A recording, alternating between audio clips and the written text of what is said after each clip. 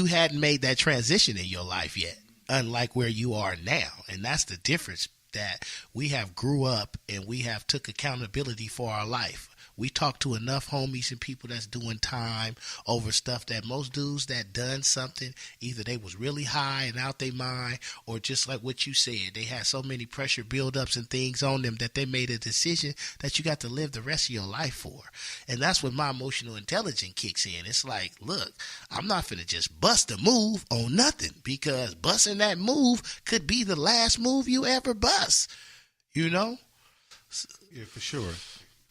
Yeah, so and forward thinking that, and that's what we talked about, a skill set, right? Forward thinking that, like, we trying to get people in a space that they think about that throughout. They use that as a strategy throughout the day. So if I'm pulling up to the same parking stall, if I'm in the grocery store and the line is too long, if I'm calling to get some customer service, but the person is being rude and, you know what I'm saying, disrespectful, if my kids don't meet my expectations, if I'm in a relationship and, you know, things are not working well, let me think about what the impact of my decisions are going to be. You know what I mean?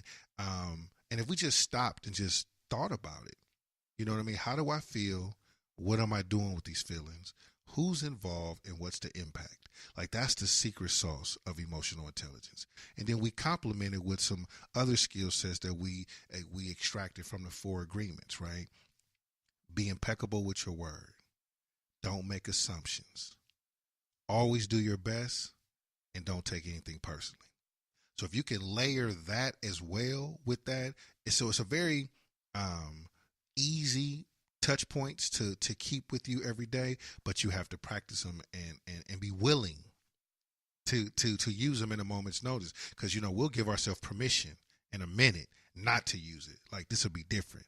Like, you know what I mean?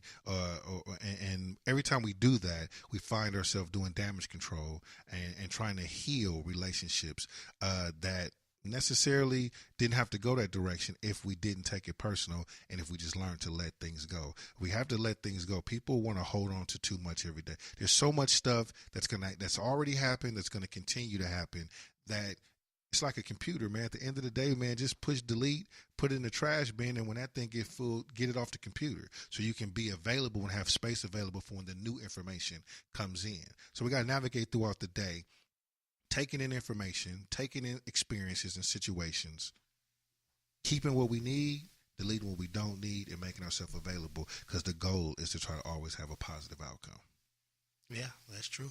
And preparing yourself, like you was talking about, that's funny that you said that, going through things with just calling customer service and the simple things like that can really disturb you. Like, I've been on hold with my bank after they done locked my card because I'm trying to use it, you know. So you made a legitimate point. That will take you somewhere that you don't want to go, you know. But it goes back to what we were saying, being conscious-minded of the decisions you make, who you are, and where you want to be in life, you know. Because you can make a decision that you will regret, you know. And I think all of us, when you become of a certain age, you're responsible for your accountability. No one else, you know. You can't blame nobody else, because at the end of the day, God has been preparing you for everything you gonna go through. Some of the stuff you go through, I know we all had it. You about to pull in the parking stall, and somebody just boom and zoom in your parking stall. That's that character being built in you. Okay, what you gonna do? What you gonna do, DB? Yeah, you done mastered the streets. You got that together. Now I'm downtown corporate Oakland. I got this good job, and I'm boiling because a principle. Principles don't never change. Right. Some people will be willing to die for their principle. Right. So you have to be careful what you do to people, how you address them, what you do to them, because people can die over something as stupid as you rushing to pull in the parking space, because it's not about the parking space. It's about the principle. You seen me finna pull in there before you, and you just blatantly thought you could just do that to me when I've been having people take stuff from me my whole life. So there goes that trauma you was talking about again. Yes. Now you kicked in when dude took my bike, or when he broke in my house and took this to that. Yes. And I'm just not having nobody take nothing from me today. Yes. You know? So that's your day, and you ain't really ready for what this person is finna unleash on you. Exactly. So being conscious-minded of how you talk to somebody, how you look at somebody, I always look down at my shoes, and when you look at shoes, I want to make sure my shoes tied. I don't want to trip over myself. Yeah, there you go. You see what I'm saying? For sure. Self accountability, which a lot of us lack. We quick to point something else about somebody else, right, but don't even realize, hey, your own shoes ain't tied. Exactly. I tell people all the time, Foon, every day we get up and we look in the mirror, but very few of us make eye contact. That's because they don't like what they see. That goes back to what I said earlier. When you your own worst enemy, you can't look at yourself in the mirror. But when you your number one friend, you kiss the mirror like I do. You're looking forward to it. Oh, man, you love it. You jump for joy to see yourself, you know? For sure. Hey, man, this is some good stuff, man. I appreciate you coming out this afternoon, Fool, man. I mean, we could be on and on. I'm going to want you to come back, you know what I'm saying? And I'm also want you to come back and bring a guest, somebody you think that can illuminate this platform that we're sharing that can benefit, you know, from some of the conversation. Because again, I've always had this vision, you know, the reason why I put this podcast together, I always imagine us having a seat at the table, right? So this same conversation we would have had if I had ran into you downstairs at the Marriott. What's up? What you doing? My office right here. We'd start talking, and it would have been maybe not the exact same conversation, but the same type of content, but never recorded.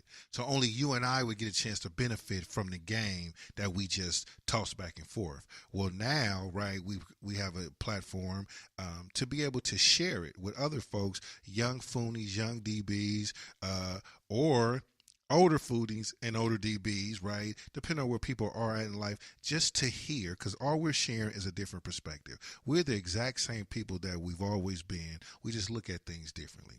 And everything that we've been through has been a total of our experiences. It's helped us to shape the vision, the view of life, in order for you to give passes, and you've given many passes, right, to the situation, you know, at your establishment, or whenever there's been conflict amongst your two of your homies, right? How are you able to be a neutral party, right? And even when somebody might not even be willing to resolve something, but you, because of who you are, you're able to get people to say, look, I need you just to table that. If you're not going to do it for anything else, you do it for me, which is where the self-worth and credibility comes in that, and you used it for the greater good, where before we'd use it to push play and move on somebody. So that doesn't get taken lightly. And then for you as well, everything that you do, people, you know, take shots at how you move, right?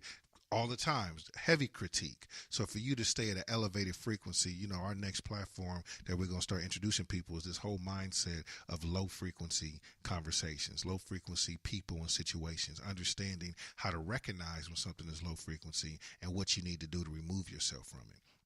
Because that is another, I think, powerful mindset we need to share with people, right? So we're in an information age, and I Never Worry Consulting, you know, is what we've morphed into, LLC, and we're about building communities across the country, not just at home, but across the country, lending the idea that emotional intelligence is an absolute skill that's essential to your day-to-day living. It's one that you do not want to not have access to.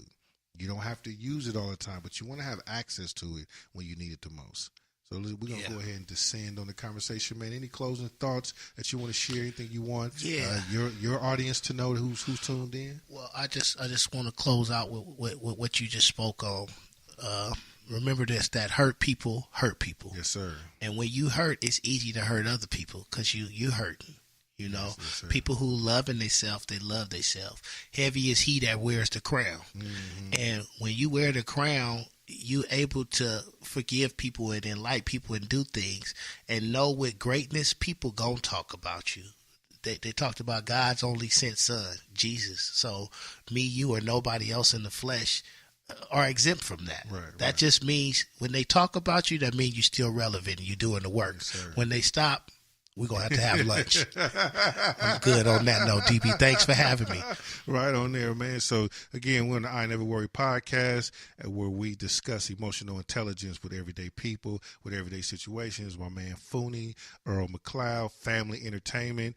Foon, where could people catch up with you if they want to know more about what you're doing? Any websites, Facebook pages? Where could they catch up with you? You can find me on Facebook, Earl McLeod Community Liaison, or Earl McLeod Family Entertainment. You can find me on IG, Phony Family Entertainment, or Earl McLeod Community Liaison. My office is at 1600 San Pablo, right down the street from the mayor. You can walk in if you need a job, you need housing, medical, anything that we can help you remove a barrier in your life. Come on down and see me and my co-workers. That's what's up. I appreciate it, brother. Peace out. Oh, yeah, we do appreciate it. I hope you guys enjoyed that episode of your I Never Worry podcast. You know, I want to remind you, please do not be afraid to take advantage of the information that you get from this podcast. Reach out to Mr. Earl McLeod, Community Liaison. Find him on Facebook. Hey, just hit the rewind button. He told you how to get a hold of him. He's got a lot of resources down there on 1600 San Pablo.